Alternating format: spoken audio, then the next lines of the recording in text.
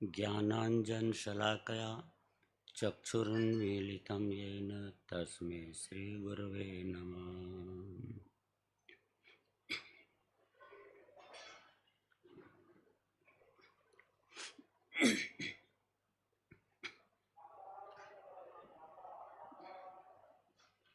यह समय सार परमागम परम आध्यात्मिक ग्रंथ है और इसमें 184 185 नंबर की गाथा अपन ले रहे हैं।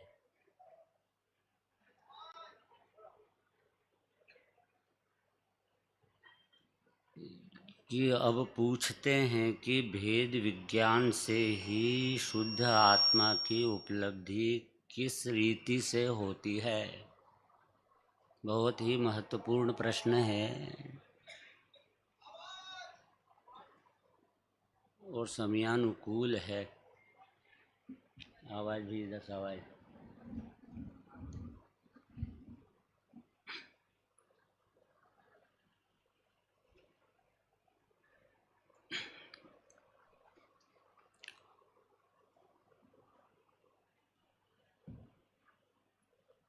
कि ये जो गाथा है संवर अधिकार की और वर्तमान में इस जीव को जो आश्रव के साथ में एक मेक अपने को अनुभव कर रहा है, उसे उस आश्रव से भिन्न पड़कर ज्ञान स्वरूप आत्मा में अपनी स्थिरता करना, यह महत् काम है जो मुमुक्षु के जुम्मे है। इसलिए समयानुकूल है। अभी यह किस तरह से मुझे भेद विज्ञान उत्पन्न हो, यह बात इसमें बताई गई है। कि यहाँ टीका में से चलेंगे अपन कि जैन, ये क्या है कि गुजराती ग्रंथ है, हिंदी हो हिंदी तो ठीक रहता था। जेने ऊपर कहूँ तेऊ भेद विज्ञान छे, है ना। तेज तेना सद्भावथी ज्ञानी थयो थको आ प्रमाणे जाने छे। कि जेम प्रचंड अग्नि वडे तप्त थयूं थकू पण सुवर्ण सुवर्णत्व छोड़तू नथी, तेम प्रचंड कर्मोदय वडे घेरायु थकू पण अर्थात विघ्न कराववामां आवता छतां पण ज्ञान ज्ञानत्व छोड़तू नथी। जैसे तप्त अग्नि में तपकर स्वर्ण अपना सुवर्णत्व नहीं छोड़ता, उसी तरह कर्म से तप्तायमान पुरुष ज्ञानी जीव कर्मों के प्रबल उदय कर्म के हों, उनसे तप्त हो तो भी वह अपना ज्ञानत्व नहीं छोड़ता।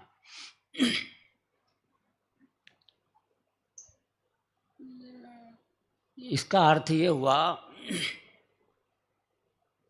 कि ज्ञानत्व नहीं छोड़ता, मतलब मैं ज्ञान स्वरूप आत्मा हूँ, तो ये शरीर तो मैं नहीं हूँ ना, शरीर तो मैं नहीं हूँ। इसके लिए जवाब देते हैं कि एक बार क्या हुआ कि स्त्री सोई थी पास में, इसने आवाज़ दी, वह कुछ नहीं बोली, उसने मुंह भी ढक रखा था। तो फिर वो उसको पंखा लगाने लगा और रात भर सेवा की, फिर भी वो कुछ नहीं बोली। उसने कहा बहुत नाराज है। सुबह उठा हुआ तो उसने मुंह खोला, अरे ये क्या, ये तो लकड़ी की काठ की पुतली थी, लकड़ी की पुतली थी यहाँ पे, वो थी नहीं। ऐसे ये जीव को, ये जो शरीर है ये है काठ की पुतली, और ये मिथ्या दृष्टि जीव अज्ञानी इस शरीर को यह रात दिन सेवा कर रहा है, इस धूल की मिट्टी की। अनादिकाल से ये नहीं जान पा रहा कि इस देह से न्यारा मैं ज्ञान स्वरूप भगवान आत्मा हूँ। यहाँ पर पहले नंबर तो ये बताया कि ये ज्ञानी जीव देह में एकत्व बुद्धि नहीं करता, वो ज्ञान में एकत्व बुद्धि करता है।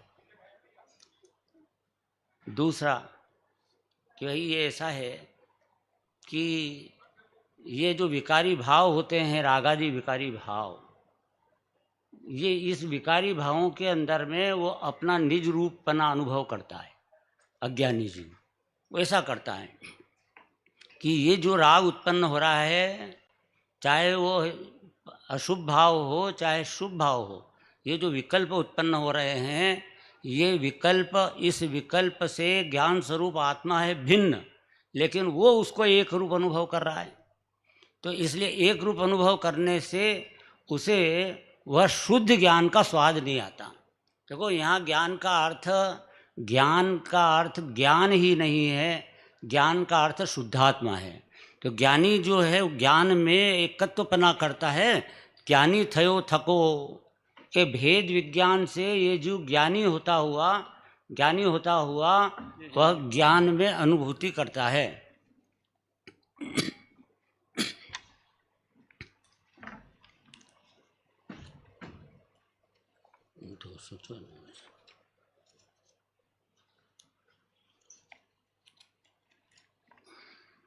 एक 184। देखो जिसे ऊपर कहा गया भेद विज्ञान है, वही उसके भेद विज्ञान के सद्भाव से ज्ञानी होता हुआ इस प्रकार जानता है। क्या भेद विज्ञानतः सिद्धा सिद्धा ये किल केचन अस्य अभाव तो बद्धा बद्धा ये किल केचन। जितने जीव आज तक मोक्ष गए हैं सब भेद विज्ञान करके गए हैं। जितने जीव संसार में बंधे हैं सब भेद विज्ञान के अभाव से बंधे हैं। इसलिए भेद विज्ञान प्रबल चीज है। तो इसको सबसे पहले भेद विज्ञान के 5 पॉइंट हैं। तो नंबर 1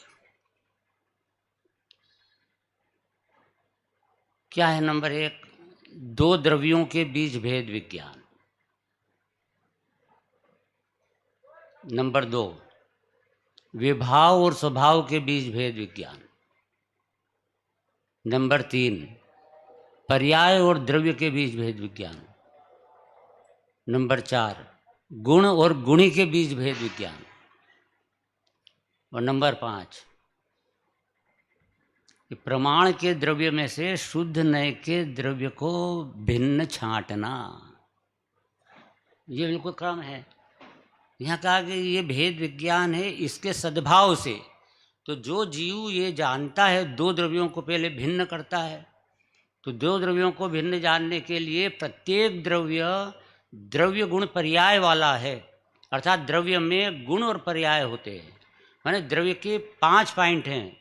5 वस्तुएं जीव में होती, पदार्थ में होती हैं द्रव्य में। कौन कौन सी? के गुण और पर्याय। गुण पर्याय द्रव्यम। द्रव्य में क्या है? गुण और पर्याय। और दूसरा क्या है कि द्रव्य के अंदर उत्पाद व्यय और ध्रुव। उत्पाद व्यय ध्रुव युक्तम सद्द्रव्य लक्षणम। तो इस उत्पाद व्यय ध्रुव से, गुण पर्याय से अपने द्रव्य को पहले पहचाने, ये द्रव्य। और इसी तरह दूसरा भी द्रव्य है और उस द्रव्य की सत्ता का कोई अंश, अर्थात उत्पाद अंश या व्यय अंश या ध्रुव अंश इस अपने द्रव्य के उत्पाद व्यय ध्रुव अंश में कदापि नहीं मिल सकता। किसी द्रव्य का किसी द्रव्य में उत्पाद होता ही नहीं है। अर्थात इस द्रव्य के उत्पाद से दूसरे द्रव्य का उत्पाद हो जाए ऐसा संभव ही नहीं है। अर्थात जीव की पर्याय वो रोटी बना दे ऐसा संभव ही नहीं है। या जो गुरु है वो ज्ञान दे दे ऐसा भी संभव नहीं है। क्योंकि किसी द्रव्य की पर्याय, गुरु की पर्याय शिष्य के अंदर जा सकती नहीं। शिष्य के ज्ञान का उत्पादन, वो उत्पादन भी उसका ज्ञान की वह पर्याय खुद करती है। और उसके अंदर जो ज्ञान आता है वो अंदर से आता है, गुरु में से नहीं आता है। देखो गुरु बिना भी ज्ञान नहीं होता और गुरु से भी ज्ञान नहीं होता। तो गुरु बिना नहीं होता का अर्थ तो यही हुआ कि गुरु तो होता है उपस्थित, लेकिन गुरु से ज्ञान नहीं होता है। क्योंकि अगर गुरु से ज्ञान हो तो जितने विद्यार्थी पढ़ रहे हैं सबको एक शरीर का ज्ञान होना चाहिए। किसी को ज्ञान होता है, किसी को नहीं होता है, कोई फर्स्ट क्लास पास होता है, कोई सेकंड होता है, कोई फेल हो जाता है। तो उन्होंने तो एक शरीर का पढ़ाया था, इसलिए ज्ञान का उपादान सबका अपना अपना होता है। इसलिए यहाँ पर अपने ज्ञान से पहले 2 द्रव्यों को न्यारा जान ले, उसका द्रव्य गुण पर्याय उसमें, मेरा द्रव्य गुण पर्याय मेरे में। इस प्रकार से मैं एक वस्तु हूँ कि इस वस्तु का कोई अंश दूसरी वस्तु में नहीं मिलता।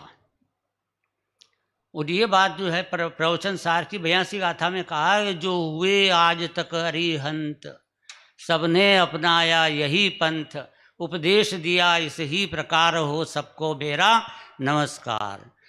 क्या कहा उन्होंने कि तुम 2 द्रव्यों को न्यारा न्यारा जानो। इस प्रकार प्रथम भेद विज्ञान। फिर दूसरा नंबर आता है कि वह 2 विभाव और स्वभाव के बीच भेद विज्ञान। तो विभाव और स्वभाव के बीच में कैसे तरह से भेद विज्ञान करना। तो ये जो आत्मा है उसके अंदर राग उत्पन्न हो रहा है, ये विभाव है।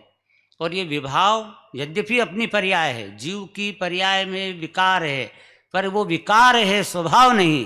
तो विभाव से स्वभाव को भिन्न करना, पर को तो हटा दिया। शरीर भी परद्रव्य में गया, कर्म भी परद्रव्य में गए, कुटुंब परिवार धन दौलत सब पर में चले गए। ये सब कोई मेरा नहीं, मैं अकेला मेरा एक अस्तित्व है। देखो ऐसा जाने बिना इसका समाधि मरण नहीं होने वाला। जीवन में जिसको समाधि नहीं हुई वो मरण में क्या समाधि करेगा।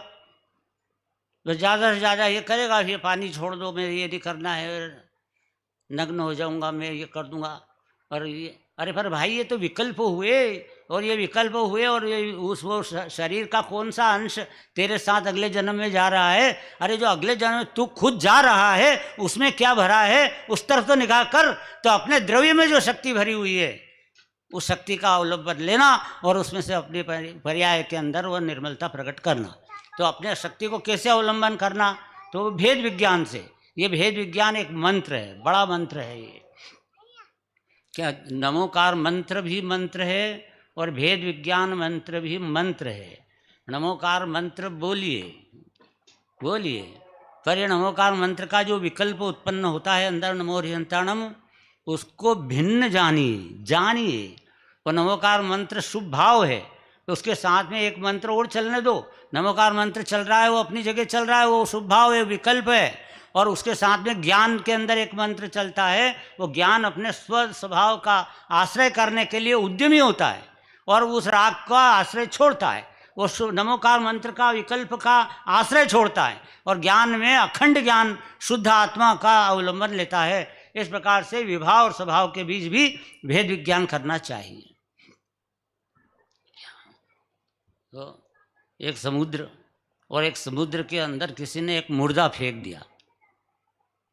अब वो मुर्दा ऊपर ऊपर तिर रहा था, तो वो ऐसा सोचता है क्या, समुद्र से पूछा तुम कौन हो, समुद्र से पूछा तुम कौन हो, तो वो कहता है कि मैं तो मुर्दा हूँ। अरे हे समुद्र, तू मुर्दा है। अरे एक ऊपर ये चींटी जैसा ऊपर चल रहा है, एक कचरा जैसा, वो पूरा समुद्र अपने समुद्रत्व को भूलकर और एक कचरा को उस मुर्दे को अपना मान रहा है। ऐसा ये पूरे अपनी आत्मा को भूलकर समुद्र जैसा महाप्रभु केवल ज्ञान की खान, अनंत गुण का भंडार, वो ऐसे द्रव्य को भूलकर ये शरीर में हूँ, ये खून में हूँ, मैं हड्डी में हूँ, मैं मांस में हूँ, इस प्रकार वो अनुभव करता है।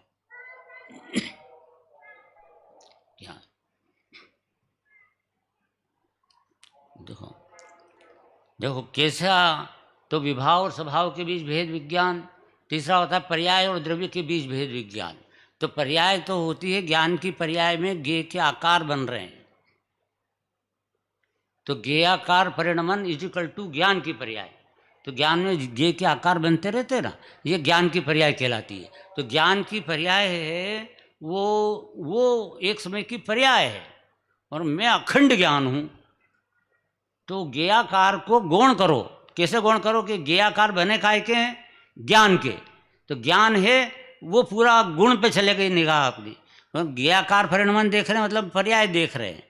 और उसी ज्ञान में यह ज्ञान पर्याय ऐसा निर्णय करे कि इस गेयाकार में यह ज्ञान ही ज्ञान है, ज्ञान से बनी हुई वो पर्याय है।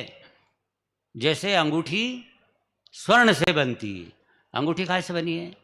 सोने से।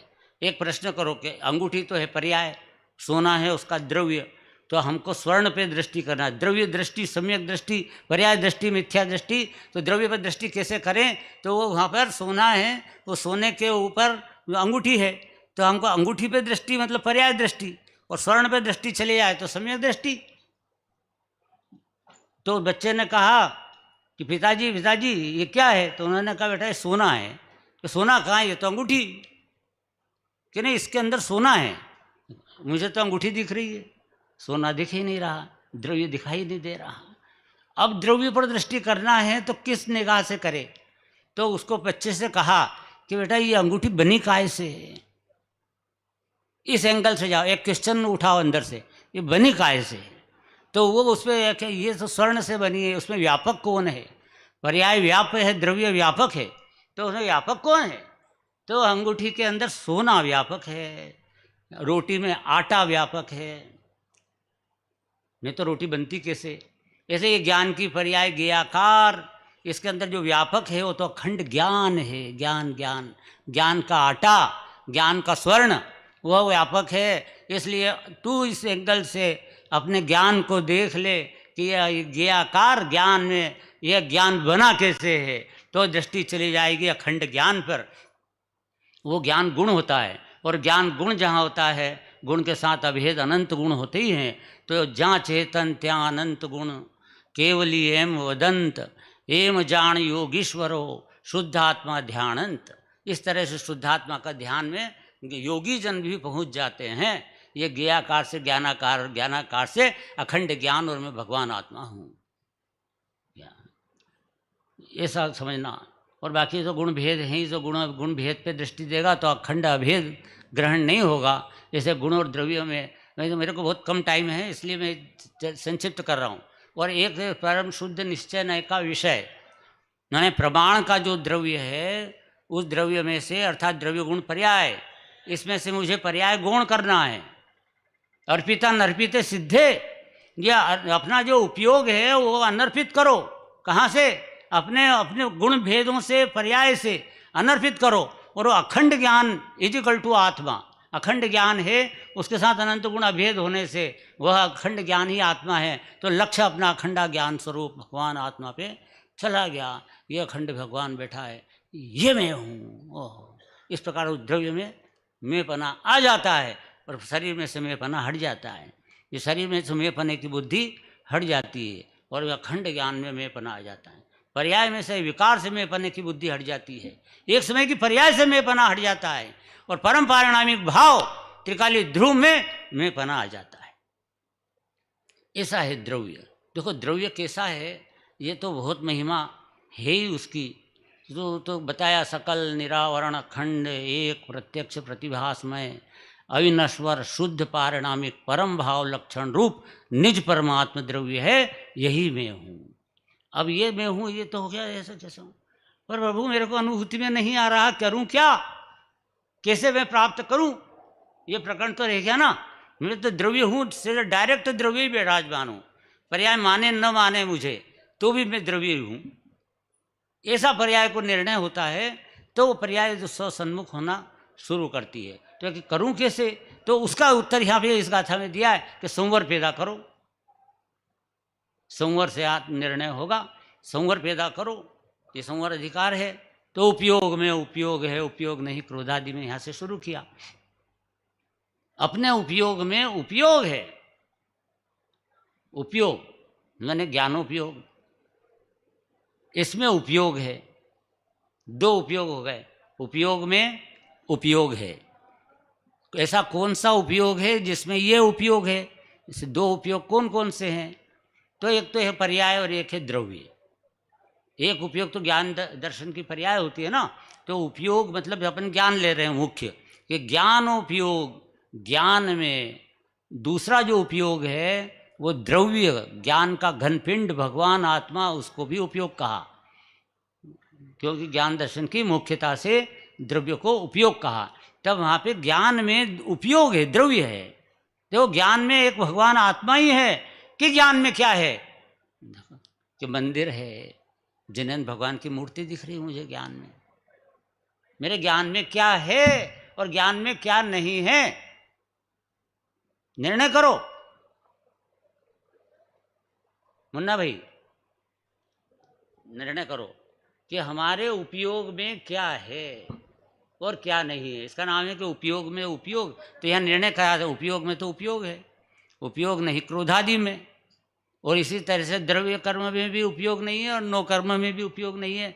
तेरे दुकान में, मकान में, बही चोपड़ों में उपयोग नहीं है ये। मेरा उपयोग में तो दिख रहा है ना, उपयोग में तो बही चोपड़े दिख रहे हैं, तो वही चोपड़े दिख रहे हैं, तेरा भ्रम है।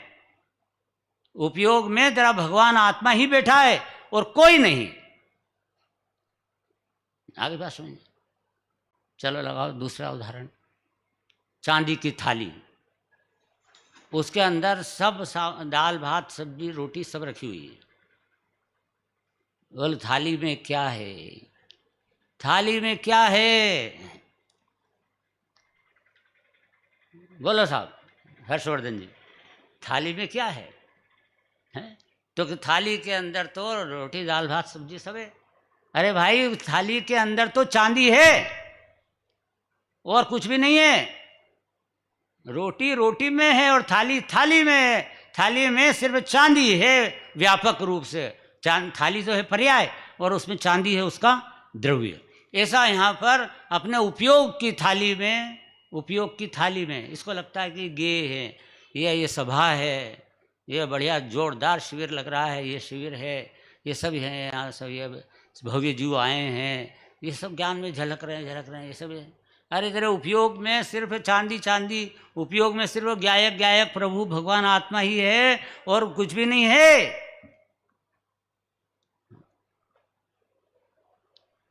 इस तरह अपने उपयोग का डिसीजन करना ज्ञान में, हर क्षण अपनी ताकत अपने ज्ञान स्वरूप का निर्णय करने में लगाना, यह अपने आत्मार्थी का कर्तव्य है।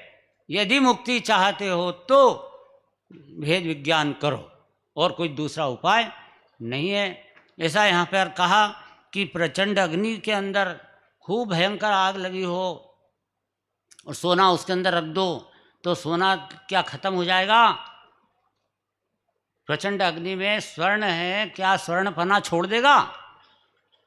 वो तो और निखर पड़ेगा और निखरेगा। ऐसे ज्ञानी को भयंकर उदय आते हैं, पाप के उदय, पाप के उदय। देखो क्रम लगाऊंगा मैं कि ज्ञानी को जो उदय आते हैं अग्नि में, जैसे लोहा वो सोना तपता है, ऐसे आत्मा, ज्ञानी आत्मा भी तप रहा, अज्ञानी भी तप रहे हैं, अज्ञानी भी तप रहे हैं, उनको पाप के उदय आते हैं, ज्ञानी को भी पाप के उदय आते हैं। तो अब अज्ञानी को आया उदय, कैंसर हो गया, कमर दर्द हुआ, घुटने दर्द हुए, शुगर हो गया, हाँ, और उसकी हालत देखो, अंदर में घबराहट और अंदर में मर जाऊंगा, अब मेरा क्या होएगा, इस तरह डरता है। ये अज्ञानी का जीवन। अब ज्ञानी का जीवन, उसको भी कर्म का उदय आया है, भयंकर पाप का उदय आया। पुराने पाप का तो आ ही सकता है ना ज्ञानी को, बड़े बड़े मुनिराजों को उदय आते हैं ऐसे ऐसे, तो ऐसे आ गया उसको उदय। तो वो उस उदय के अंदर अपना ज्ञानत्व नहीं छोड़ता, वो ये देखता है कि ये जो उदय आया है, शरीर में बीमारी आई है, यह पुद्गल में है, भिन्न शरीर में है, मैं तो शुद्ध ज्ञान स्वरूप भगवान आत्मा विराजमान हूँ। अब दूसरा नंबर, अब अज्ञानी को पुण्य का उदय आता है और ज्ञानी को भी पुण्य का उदय आता है। तो अज्ञानी को जो पुण्य का उदय आया तो क्या हो, क्या बंगला मिला है, क्या पत्नी मिली है, क्या कार है मेरे पास, और ये बैंक बैलेंस देखो मेरा, और शरीर भी अच्छा स्वस्थ है, सुंदर है, तो मेरे कोई प्रॉब्लम नहीं है। क्या उससे पूछो क्या हाल है, कि मस्त हूँ मैं। तो पुण्य के उदय में मस्त करे जा रहा है, तो देख कि क्या है। और ज्ञानी, ये तो उपसर्ग है, क्या उपसर्ग है? ये संयोग उपसर्ग नहीं, ये जो उल्टा मान रहा है ये मिथ्यात्व, इसके उपसर्ग है, कुगति में चला जाएगा।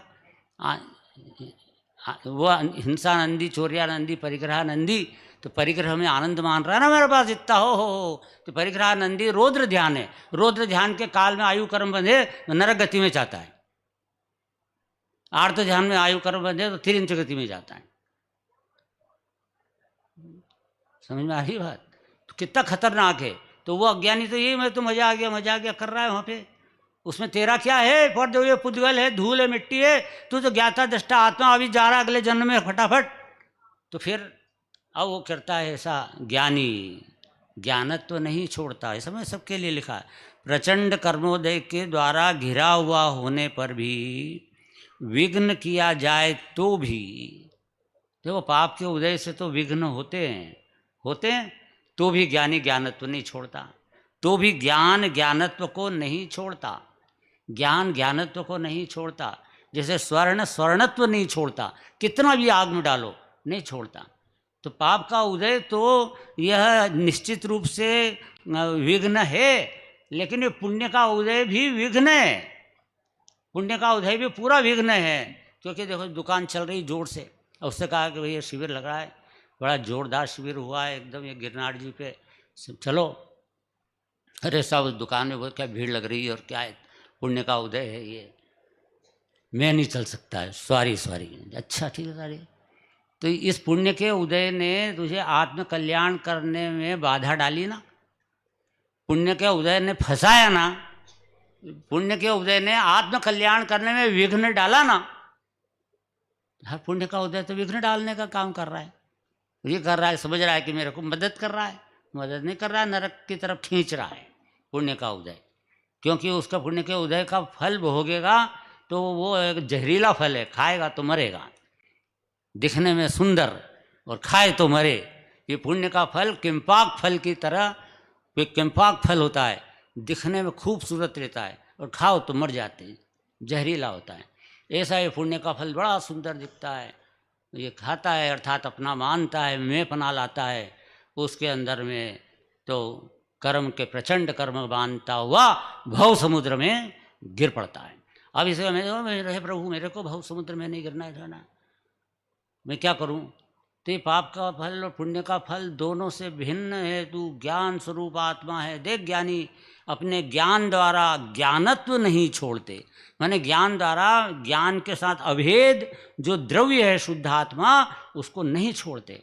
मैं भगवान आत्मा हूँ, सत्ता में मैं फना करके बैठे रहते ध्रुव, और पर्याय अपने आप उत्पन्न हो रही क्रमबद्ध में, जैसी होना है वैसी। हम कर क्या रहे हैं? और बाहर परद्रव्य पुद्गल को तो छूता भी नहीं है। इस तरह से अपने ज्ञान को पुष्ट करना चाहिए। और उसके बाद में दो चीज़ हो गई है ना, ज्ञानी पुण्य के उदय में अब मंदिर में बैठा है, संयोग बहुत, उसके भी बहुत धन दौलत है, लेकिन वो जानता है क्या है जो है ठीक है, आ गया तो पड़ा है, ज्ञान का गेय बन रहा है, राग उत्पन्न हो रहा है, कदाचित राग हो रहा है, वो भी ज्ञान का गेय बन रहा है। चलो पाप के उदय में कैसे रहना ये भी सिखा दिया, पुण्य के उदय में कैसे रहना ये भी सिखा दिया। किस बहाने? ज्ञानी किस तरह से रहते हैं, इस तरह से ज्ञानी के जीवन के वृतांत को यहाँ पर यह गाथा बता रही है। और इसके बाद में तीसरा नंबर आता है कि मोहनीय कर्म का उदय हो, जो पाप का उदय, असाता का उदय, साता का उदय, अप्रशस्त प्रकृतियों के उदय, प्रशस्त प्रकृतियों के उदय, उनमें सब में सबको भिन्न जानो, सब पुद्गल है, सब पुद्गल है, जो भी कर्म के उदय में प्राप्त हो सब पुद्गल है। 50 से 55 नंबर तक की गाथा। अब इधर चलो, इधर क्या कहते हैं कि अब हमारे घातिया कर्मों में मोहनीय कर्म का उदय होए। बोलो नवीन जी, घातिया कर्म में नवीन कर्म का बंध होएगा कि नहीं होगा? घातिया कर्म के उदय से भाई उदय होएगा, उसमें जुड़ान करेगा तो होएगा, जुड़ान नहीं करेगा तो नहीं होएगा। अब घातिया में अब चलो मोहनी कर्म ले लो, तो मोहनी कर्म में ज्ञानी को दर्शन मोहनी का तो उदय है नहीं, और चारित्र मोहनी का उदय है। और चारित्र मोहनी का उदय है तो वो मोह राग दिख रहा, राग, उसको भी वो पुत्र का राग, किसको? सम्यक दृष्टि को। होगा कि नहीं, होता है कि नहीं होता है? धन दौलत का राग होता है कि नहीं होता है? होता है ना राग, होता है ना, होता ही है। बड़ा चक्रवर्ती और सब उदाहरण है अपने यहाँ तो ढेरान। तो ये बहुत राग होते, राग दिखाई दे रहा है खूब। लेकिन ये जो मोहिनी का उदय है उसमें उसने ज्ञानत्व को नहीं छोड़ा, उसके ज्ञान ने, ज्ञानी के ज्ञान ने ज्ञानत्व को नहीं छोड़ा। अर्थात मैं अखंड ज्ञान स्वरूप आत्मा ये जान रहा हूँ, देख रहा हूँ। किसको? उस राग को भी, अपने अंदर उत्पन्न होते हुए उस विकल्प को भी वो जानता है, देखता है, न कि करता है। राग का कर्ता, राग का ज्ञाता, दृष्टा वो बनता है। इसका नाम है कि मोहिनी के उदय में भी वह अपना उस परिस्थिति में भी स्वर्णत्व नहीं छोड़ता, जैसे ऐसे ज्ञानत्व नहीं छोड़ता। इसी तरह से घातिया कर्म की बात भी हो गई, अघातिया कर्म की भी हो गई। अब एक बात और रहती है कि अपनी पर्याय जो ज्ञान की पर्याय है, दो चीज़ों में जीव अटक रहा है। एक तो पुण्य का उदय और एक पर सत्तावलंबी ज्ञान की पर्याय, अर्थात क्षयोपशम, ज्ञान का उघाड़, क्षयोपशम, दो में अटक रहा है अनादि से। पाप में तो अटके ही हैं सब जीव जितने भी हैं, पर जो धर्म करने के लिए कोशिश करते हैं वे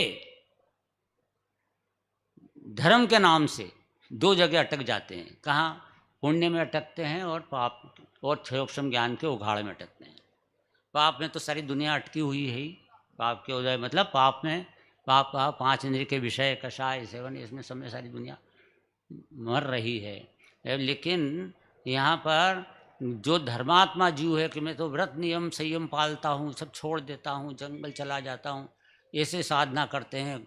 कोई जो है स्वाध्याय करते हैं, खूब पढ़ते हैं, लिखते हैं, इस प्रकार से अपने को कोई तो पुण्य के उदय में लगते हैं और कोई हैं जो क्षयोपशम ज्ञान के उघाड़ में अटके हैं। यहाँ दोनों, ज्ञानी क्या करता है, उसको भी बहुत पुण्य का उदय आता ही है और उसको भी साथ में ये वो अटकता नहीं, पुण्य के उदय में अटकता नहीं है।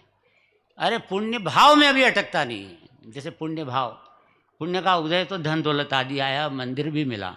अब शुभ भाव भगवान की पूजन का भाव, भक्ति का भाव। समझ में आ रही बात है सबका? सब जगह सब पुराने मुमुक्षु पुराने सब याद सब दिखाई दे रहे हैं, भव्य जीव हैं, कब से लगे हैं आत्महित में। अरे भाई भेद विज्ञान करना शुरू करो। पढ़ तो रहे हैं, लिख तो रहे हैं, ज्ञान का उघाड़ बहुत हो रहा है, पर ये ज्ञान का उघाड़ ज्ञेयाकार ज्ञान की पर्याय है। इसमें कुछ भी अपना द्रव्य मिला ही नहीं इस पर्याय को। कितना भी पढ़ लेने पर भी वह उसको भगवान आत्मा नहीं मिला है उस ज्ञान की पर्याय को। गुरुदेव के प्रवचन में आज ही आया था कि ज्ञान के उघाड़ में शास्त्र जानने में आने पर भी, यह समयसार ग्रंथ जानने में आने पर भी उसको शास्त्र का ज्ञान है, शब्द का ज्ञान है, उसको भगवान आत्मा का ज्ञान नहीं हुआ है अभी। भगवान आत्मा का ज्ञान शास्त्र में से नहीं आएगा, शास्त्र की तरफ लक्ष्य करते नहीं आएगा, इधर से लक्ष्य हटाना पड़ेगा और इधर लक्ष्य स्व लक्ष्य शुद्धात्मा की तरफ आना होगा, तो यहाँ भगवान आत्मा जानने में आएगा, और कोई दूसरा उपाय है नहीं। इसलिए बहुत सावधानी से यहाँ पर न तो शुभ भाव में अटकना है, पुण्य के फल में नहीं अटकना, फिर शुभ भाव में नहीं अटकना, पाप के फल में नहीं अटकना, पाप भाव में नहीं अटकना, और ज्ञान के क्षयोपशम के विकास में भी नहीं अटकना, क्योंकि उसके अंदर अपने को कोई उपलब्धि नहीं हुई है। 11 अंग 9 पूर्व पढ़ ले तब तक भी कोई उपलब्धि नहीं है।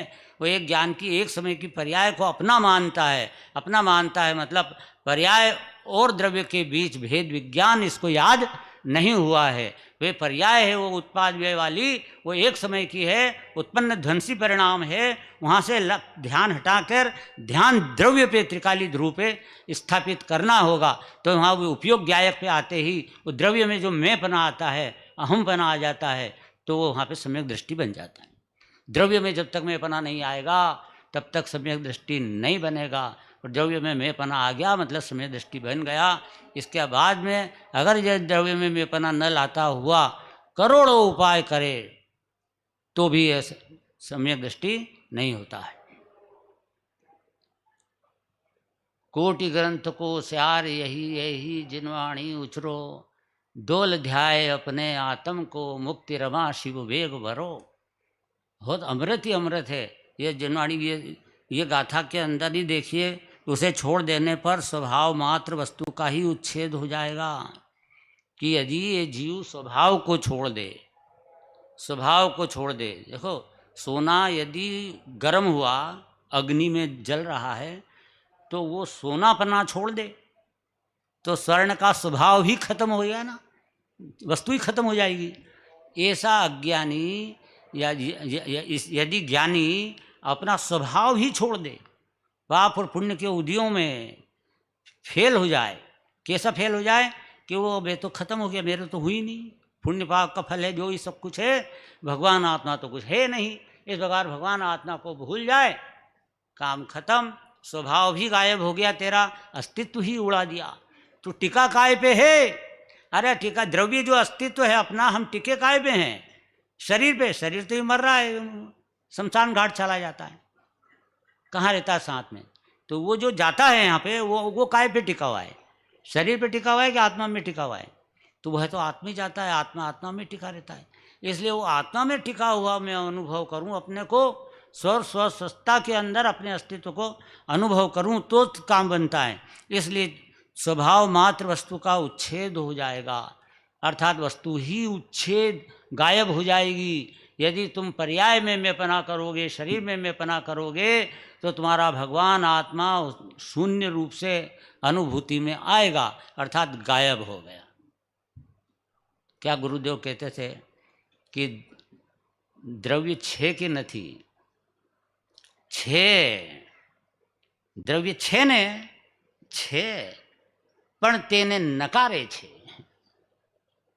कि દ્રવ્ય હોવા છતાં એમ માને છે कि આ છે જ નથી। इसका नाम है कि द्रव्य का उसने उच्छेद कर दिया, द्रव्य गायब कर दिया। अपना अस्तित्व में तू कहाँ है, किस जगह, ये चारित्र कैसे बन रहा है, कौन खा रहा है, कौन बना रहा है, ये अबे सोचता क्या हूँ, होता क्या है, सोच ही कौन रहा है, क्या सोचना चाहता है, क्या सोचने में आता है, सब स्वतंत्र है। ये भाषा वर्गणा, एक एक शब्द स्वतंत्र। ये कौन बोलता है? मैं बोलता हूँ ऐसा माने वो मिथ्या दृष्टि। मैं बोलता हूँ, मैं भाषण देता हूँ, मिथ्या दृष्टि। अरे जैन धर्म भाषण का धर्म नहीं है, भाव भाषण का धर्म है। भाव भाषण करो भाई, ये भाषण में क्या वो है? वो तो अपने आप भाषा वर्णा जैसे निकलना है निकलती है, और विकल्प भी जैसे आना है वो आते हैं क्रमबद्ध। मैं भिन्न बैठा हुआ ज्ञान का घनपेट दर्पण की तरह न्यारा हूँ, मेरे ज्ञान के दर्पण में सब होता हुआ झलक रहा है, न कि कर रहा है। होता जगत स्वयं परिणाम में जग का, करता क्या काम। अरे दूर हटो दुष्कृत परिणाम, सहजानंद रहूं अभिराम। ये इस तरह से ऐसा जानता हुआ ज्ञानी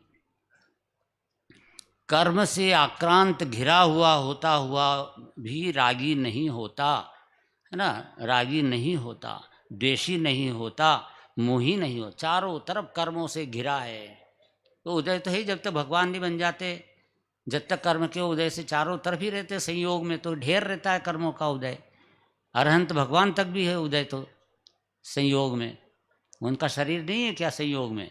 भगवान अरहंत को भी संयोग है। छत्र चमर भा मंडल समो शरण सब वहाँ विभूतियाँ हैं। तो ये सब होता हुआ भी वो जीव रागी नहीं होता, वो रागी नहीं होता, द्वेषी नहीं होता। वो तो भगवान तो खैर वीतराग हो गए तो नहीं होते। यहाँ तो चौथे गुण स्थान से ही कोई भी ज्ञानी वो रागी नहीं होता, द्वेषी नहीं होता। देखो राग तो होता है, लेकिन राग में होने पर भी वो रागी नहीं होता है, अर्थात राग में अपनापन अनुभव नहीं करता है। राग और रागी में बड़ा अंतर है। अज्ञानी को ज्ञान है पर ज्ञानी नहीं है, ज्ञानी को राग है पर रागी नहीं है। किंतु वह शुद्ध आत्मा का ही अनुभव करता है ना। और जिसे उपरोक्त भेद विज्ञान नहीं है। अब ये बात आ जाओ, उस आत्मार्थी के लिए जिसको अभी तक सम्यक दर्शन नहीं हुआ है। अपने आप को सबको देखना है ये कि जिसको प्रोक्त भेद विज्ञान नहीं है वह उसके अभाव से अज्ञानी होता हुआ अज्ञानांधकार द्वारा आच्छादित होने से चैतन्य चमत्कार मात्र आत्म स्वभाव को न जानता हुआ राग को ही आत्मा मानता हुआ रागी होता है, द्वेषी होता है, मोही होता है, किंतु शुद्ध आत्मा का किंचित मात्र भी अनुभव नहीं करता।